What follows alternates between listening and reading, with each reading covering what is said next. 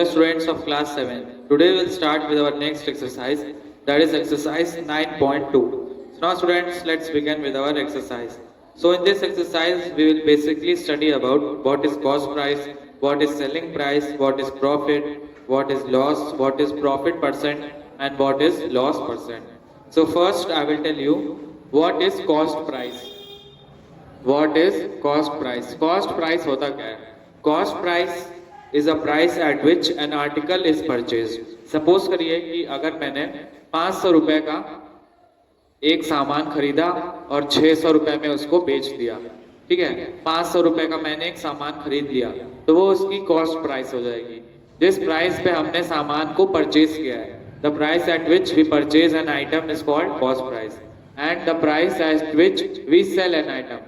और सपोज करिए वही 500 रुपए को 500 वाली और सपोज करिए कि हमने कॉस्ट प्राइस थी 500 और वही आइटम हमने 600 रुपीज में बेच दिया, सेल कर दिया, तो उसी को हम कहेंगे selling price. The price at which N item is sailed of. तो कॉस्ट प्राइस क्या होता है कि जिस प्राइस पे हमने एक सामान खरीदा है, और सेलिंग प्राइस क्या है कि जिस प्राइस पे हमने सामान बेच दिया है. अब नेक्स्ट क्या होता है कि प्रॉफिट और लॉस, ठीक है? तो प्रॉफिट कब होगा? प्रॉफिट तब होगा बेसिकली जब selling price minus cost price. तो यहाँ पे सेलिंग प्राइस कितना है 600 माइनस कॉस्ट प्राइस 500, तो यहाँ पे प्रॉफिट हो गया स्टूडेंट्स आपका 100 का, ठीक है? अब नेक्स्ट होता है लॉस. लॉस कब होता है? लॉस तब होता कि अगर आपने 600 रुपए का सामान परचेज किया और 500 में उसको सेल कर दिया, तब यहाँ पे आपका लॉस हो जाता. तो लॉस इज इक्वल टू क्या होता है? Cost price minus selling price. ये होता है एसपी माइनस सीपी और ये होता है सीपी माइनस एसपी. यहाँ पे कॉस्ट प्राइस कितनी है 600 माइनस सेलिंग प्राइस कितनी है 500, तो यहाँ पे टोटल 100 रुपीज का यहाँ पे लॉस हो गया है. कितने रुपीज का? 100 रुपीज का यहाँ पे लॉस हो गया. अब नेक्स्ट टॉपिक देखिए, profit percent and loss percent.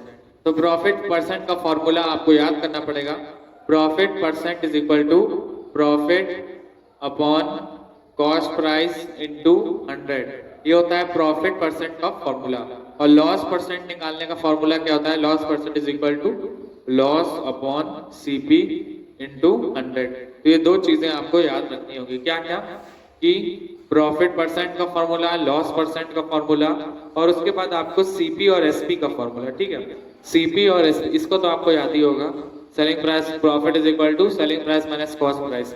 एक ये प्रॉफिट को याद कर लीजिएगा, एक लॉस का फॉर्मूला याद कर लीजिएगा. इसमें याद कुछ नहीं करना है, अगर आपने कॉन्सेप्ट समझ लिया तो आपको याद करना भी नहीं पड़ेगा. नेक्स्ट है आपका प्रॉफिट परसेंट और लॉस परसेंट. इसमें क्या होता है? प्रॉफिट परसेंट होगा तो प्रॉफिट अपॉन सीपी इंटू 100, और लॉस होगा तो लॉस अपॉन कॉस्ट प्राइस या सीपी इंटू 100. तो ये चार फॉर्मूले आपको याद करने होंगे. Exercise 9.2 problem number 1. So students, in problem number 1 you have to fill in the blanks of each of the following. तो यहाँ पे मैंने आपको एक फॉर्मूला बताया था, उसी को आपको पुट करके वैल्यू निकालनी होगी, ठीक है?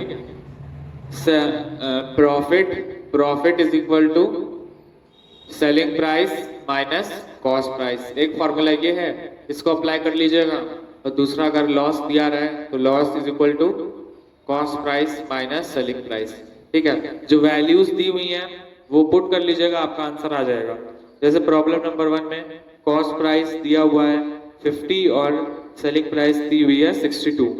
एक मैं आपको बता दे रहा हूँ, प्रॉब्लम नंबर 1 में आपको प्रॉफिट फाइंड करना है, ठीक है? तो प्रॉफिट का फॉर्मूला क्या होता है?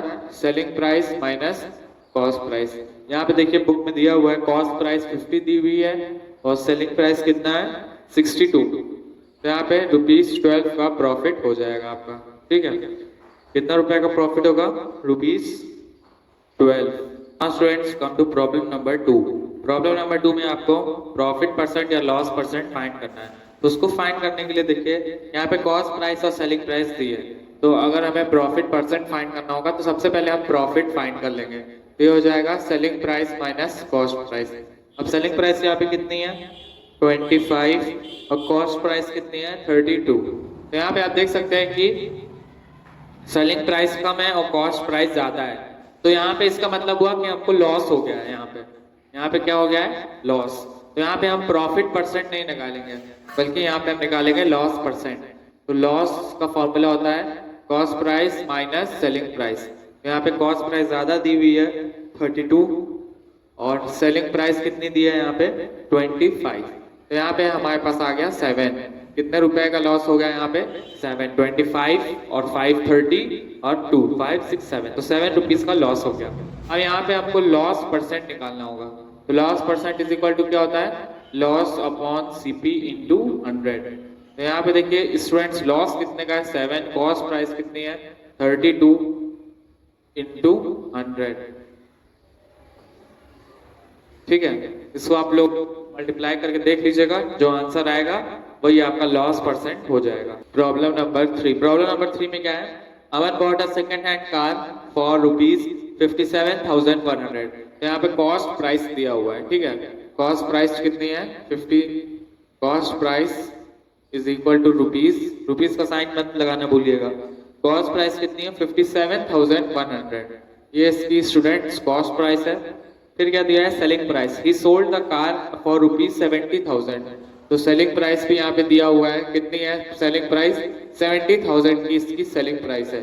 तो हमें फाइंड क्या करना है, तो यहाँ पे हमको प्रॉफिट परसेंट फाइंड करना है। क्या फाइंड करना है आपको, प्रॉफिट परसेंट। तो प्रॉफिट परसेंट फाइंड करने के लिए सबसे पहले हम प्रॉफिट निकालेंगे कि आखिर कितना प्रॉफिट हुआ है यहाँ पे। तो प्रॉफिट का फॉर्मूला पुट कर दीजिएगा, profit is equal to selling price minus cost price. तो यहाँ पे सेलिंग प्राइस कितनी है 70,000 और माइनस कॉस्ट प्राइस है 57,100। ठीक है, अब इसकी वैल्यू क्या होगी, यहाँ पे 900 हो जाएगा, ये हो जाएगा 758 58 59 60 60,000 ये हो गया और 10,000 ये हो गया 70,000। तो इसका प्रॉफिट कितने का आ गया 12,900। अब यहाँ पे प्रॉफिट परसेंट का फॉर्मूला लगा देंगे। ठीक है, profit percent is equal to क्या होता है, प्रॉफिट अपॉन सीपी इंटू 100। तो यहाँ पे देखिए प्रॉफिट कितना है 12900, कॉस्ट प्राइस यहाँ पे कितनी है 57,100, 57,100 इंटू 100 आप यहाँ पे लगा दीजिएगा, 0 से 0 कैंसिल आउट हो जाएगा। ये हो जाएगा 12900 डिवाइडेड बाई 571। ठीक है, अब ये रिड्यूस हो जाएगा 3 से, देखिए एक बार 3 1 3 3 7 21 3 9 27, 3 से नहीं, इसको हमें डिवाइड करना पड़ेगा। ठीक है, तो 571 को 2 से मल्टीप्लाई कर दीजिए, 2 1 2 7 2 14 5 2 10 प्लस 1 11, 2 जा जाएगा यहाँ पे 1142, फिर ये माइनस हो जाएगा, ये हो जाएगा 8841, यहाँ पे 0, फिर इसको हम 3 से ज्यादा हो जाएगा, 2 से फिर से लेके जाएंगे, ये हो जाएगा 1142। ठीक है, 7 8 3 3, फिर पॉइंट लगा के यहाँ पे 0 लगाइएगा, फिर 5 5 6 30, 5 7 1 8 2 6 ले जाइए, 6 1 6 6 6 12 18 6 6 37 42, 6 5 30 34, ज़्यादा हो जाएगा, इसको हमको 5 टाइम्स लेके जाना होगा। ये हो जाएगा 5 1 5, 7 5 35, फिर 5 5 25, 26 7 28। तो यहाँ पे 22.5 इसका प्रॉफिट परसेंट आएगा। तो मैं यहाँ लिख दूंगा 22.5 प्रॉफिट परसेंट। तो इसको मैंने सिंपल फाइंड कर लिया है। कैसे मैंने फाइंड किया, इसको फाइंड करने के लिए सबसे पहले मैंने प्रॉफिट का फॉर्मूला निकाला, तो मेरे पास प्रॉफिट आ गया, एंड आफ्टर दैट मैंने इसको प्रॉफिट परसेंटेज के फॉर्मूले में पुट कर दिया, वो होता है प्रॉफिट अपॉन सीपी 200। तो प्रॉफिट इतना आया था तो मैंने यहाँ लिख दिया, फिर सीपी कॉस्ट प्राइस कितनी थी यहाँ पे 57,100 और इंटू 100 से मल्टीप्लाई कर दिया, तो मेरा आ गया 22.5%।